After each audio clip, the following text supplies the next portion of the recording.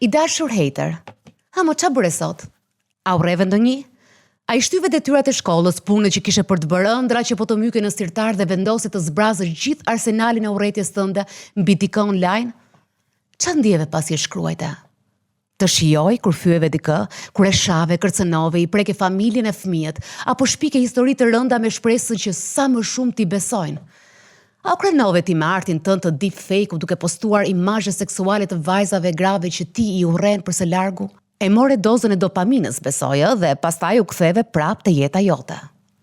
Mos më thuaj që nuk të eksitoi mendimi që ai apo ajo që do I lexoj do të vuaj shumë ato që shkruajte ti. Aq më mirë sikur atij komedi të cilin ti e shkruajte si trim në anonimat të plot, ti ke bërë like të tjerët. Dhe akoma më mirë sikur viktima jote të jetë friksuar aq shumë sa të kthej përgjigje. Kush e di çfarë fuqi e ndjen. Dhe ke të drejtë, sepse urrëtia jote ka efekt. Po, ajo urrëti që nisi në rrjet, përfundon edhe në jetë. Dhuna jote, sepse është dhunë, përfundon në traumë, në frikë, shkakton përçarje dëmi në familje, shoqëri, krijon ankth dhe izolim. Ajo çfarë ti bën, qoftë edhe me një fjali, lëndon njerëz për një kohë të gjatë. Kështu që suksesi ja dole, nëse këtë do nga jeta jote, e ke. Po pyetja ime është, çfarë bën ti me ato fuqi dhe dopamin që të dha urrëtia? A të kthehet ajo në shëndet e formë fizike të pëlqyeshme si dopamina e palestrës? A të kthehet ajo në sukses monetar si fuqia e punës dhe talentit? A të kthehet urrëtia jote në anonimat, në ndikim shoqëror e pushtet si fuqia e të thënit të gjërave drejt për drejt me emër e mbiemër? A të kthehen ato orë të harxuara me artin tënd të deepfake-u në oferta pune, në ekspozime në galeri arti e vlerësim nga rrethi artistik? A fiton paqe nga urrëtia, siç fitohet paqja nga të bërit mirë, ose më shkoqur? A të bëhet ty jeta më e mirë? Shumë pyetje kam për ty e di. Pyetje që ti po t'ja bëje vetes nuk do të merje kurrë mundimin të hidhje kaq helm. Po ti si bën, sepse ti ke frikë këtë ballafaqim me veten. Të pranosh mizerien tënde është thembra jote e akilit. Ndaj preferon të tërheqësh të tjerët poshtë në tokën e urrëties tënde. Kaq mund të bësh. Kaq di të bësh. Në të vërtet, kaq kërkon të bësh. Po të pyes edhe një herë. Seriozisht, ky kërkon të jesh një njeri kanalesh kibernetike që ushqet me vuajtjet e tjetrit? Ti qofsh. Por mos harro se sado të tërheqësh të tjerë në mizerien tënde, një ditë ata do ngjiten prap lart, sepse eci në dritë. Kurse ti, po zgjedhe guximin të shohësh veten sy për sy, do e zhytësh veten edhe më keq në errësirën e palumturisë. I dashur hater, pse e urren kaq shumë veten tënde? Çfarë nis në rrjet përfundon në jetë, është slogani I fushati 16 ditore që në fakt ka në qendër dhunën kibernetike, edhe ishte frymëzimi im për monologun që ju sapo ndoqët, është historia e një pjesë të madhe Jona, apo jo Jona mi brëma, sepse në një formë apo tjetër të gjithë e kemi përjetuar dhunën online, ndoshta edhe tashmë mund të kesh përjetuar pak dhunë verbale, nuk e di, në një formë komentimi, gjatë kohës që je televizivisht domethënë më një risk kur del. Është një risk. Ka njerëz që unë jam në një fazë tash që si thua e kam të kaluar, por ka shumë të tjerë që unë kuptova nga fushata që e vuajnë ka kaluar, ka trauma, ankth.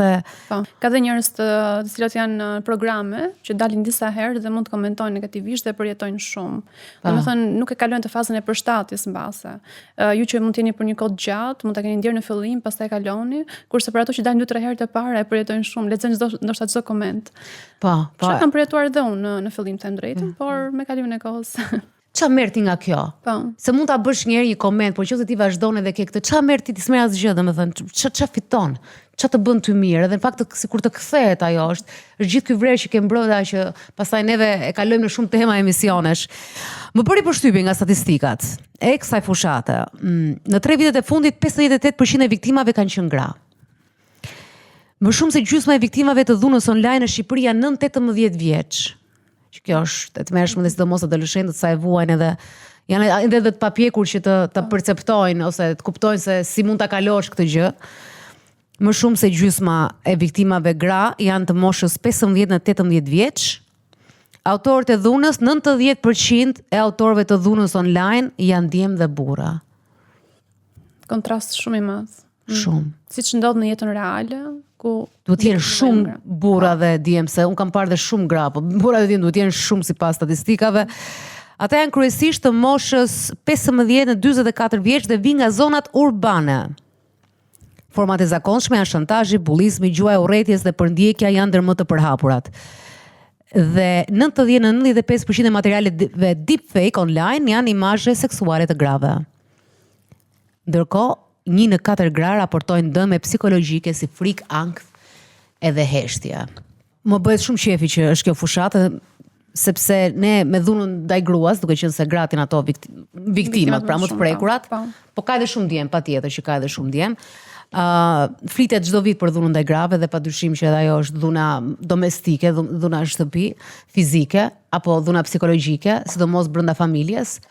Por edhe kjo është një dhunë e re e cila jepet shumë lehtë, kupton? Sepse ai thotë, përderisa unë nuk të rrah, nuk të gjuaj, nuk të vras, po të vret me fjalë, dhe të vret shumë, apo ja. Dhe që ngesin aty. Po. Dhe që nisin aty. Dhe shantazhi me fotot e vajzat e reja, në fakt ne bëjmë një edukim të veçantë për këtë pjesë, mundohemi përmes postimeve normalisht, por sërish ka raste që ndodhin në vazhdimsi, pra nuk stopohet kollaj kjo gjë, sepse nis nga besimi për dërguar materiale intime tek personat që ja kërkojnë, edhe bllokohen aty, mungesë të mosndihmës nga prindit, se nuk kanë frikë të tregojnë ose të kërkojnë mbështetje, ngelen të bllokuara në atë ritëm pastaj që përsëritet.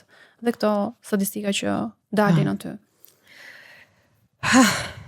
Është një rrugë e gjatë dhe shumë e vështirë, po është e rëndësishme që të bëhet gjithmonë më shumë ndërgjegjësimi dhe do ishte shumë rëndësishme dhe vi dakord me mua që të mos ketë, do ishte bukur që në i botë mos kishte më anonim.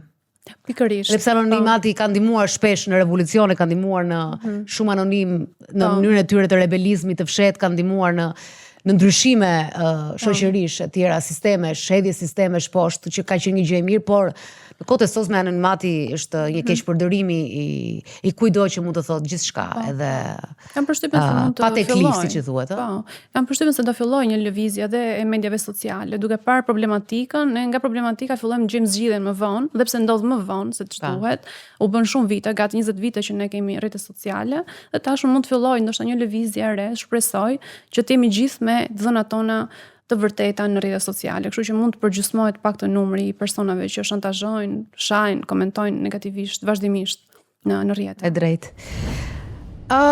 Ne ndërkohë sot kemi një temë që nuk ka lidhje me urrëtitjen kibernetike, por ka lidhje me përplasjet brenda shtëpisë. Dhe është një nga përplasjet më të famshme, të cilën e kemi diskutuar edhe herë të tjera, e rikthejmë prapë, e rikthejmë me kërkesën tuaj.